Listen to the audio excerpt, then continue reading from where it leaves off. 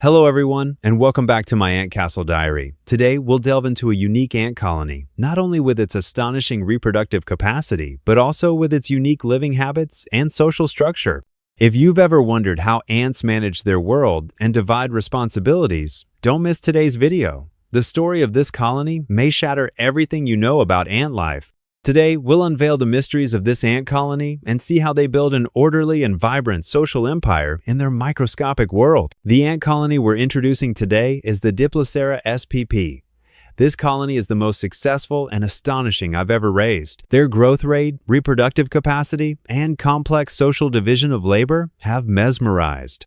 Today's video isn't just a simple record of ant growth, it's more like a documentary about the microscopic world, taking you into the mysterious world of these tiny creatures. Speaking of this, Diplocera spp colony, their beginnings were quite humble. Initially, their nest contained only 10 ants. Back then, they seemed so tiny, one might even think their future was bleak. But unexpectedly, in just a few months, they'd grown to over 30. And every ant in this colony seemed dedicated to the future of the colony. Can you imagine? Their growth from just 10 ants to their current size demonstrates the incredible vitality and adaptability of ant colonies. As an ant keeper, I've seen many different species of ants, but it's rare to see such robust reproductive potential in such a short period of time as this colony of Diplostomia spp. Their well-organized colony life and unique reproductive methods compel me to share this with you. The most astonishing aspect of this colony is that they don't rely on a queen ant to reproduce. Every worker ant has the potential to reproduce, but this isn't a simple matter. Reproduction is earned through skill. The sexual workers in the colony are the only ants capable of reproduction. These sexual workers are born with their buds below their thorax amputated, preventing them from mating with other ants and thus maintaining social order within the colony. You might be curious, why is this done? It turns out that the purpose is to ensure that only high-ranking sexual workers are eligible to reproduce, thus ensuring the stability of the colony. When these sexual workers die or grow old, new sexual workers are quietly born, their buds intact, and they begin their own reproductive journey. Whether in nature or in captivity, ant reproduction is always fraught with competition and challenges.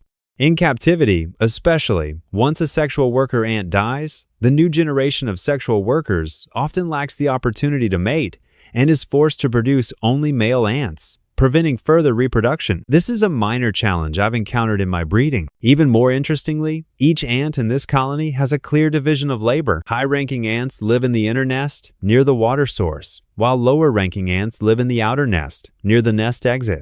This distribution of inner and outer nests is not just a spatial arrangement, but more like a reflection of social structure, reminiscent of the rich and poor areas in human society. Ants in the inner nest are generally responsible for caring for the young, providing food and protection, while ants in the outer nest are responsible for finding food and defending the nest. When the outer nest ants find food, they quickly bring it back to the nest for the higher-ranking ants in the inner nest to enjoy.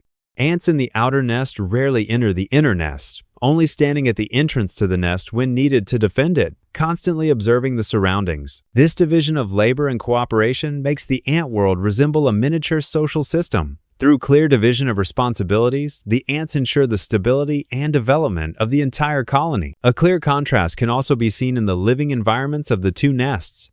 The inner nest ants live in a relatively clean and orderly environment, providing excellent conditions for the growth of the young.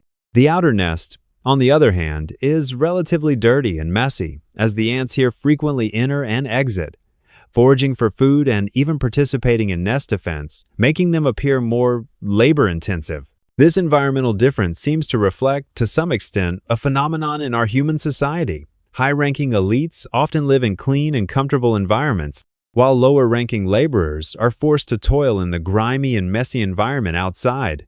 These details of the ant world are reminiscent of a microcosm of our own human society. It's worth noting that the Diplocera striata ants rarely venture outside. They spend most of their time inside their nests, emerging only to forage for food or conduct necessary patrols. Once they've had their fill of food and sweet water, they return to the nest and resume their lives. An ant always stands guard at the nest entrance, observing the outside world and ensuring the safety of the colony. These seemingly ordinary activities demonstrate the highly organized and cooperative spirit of ant society.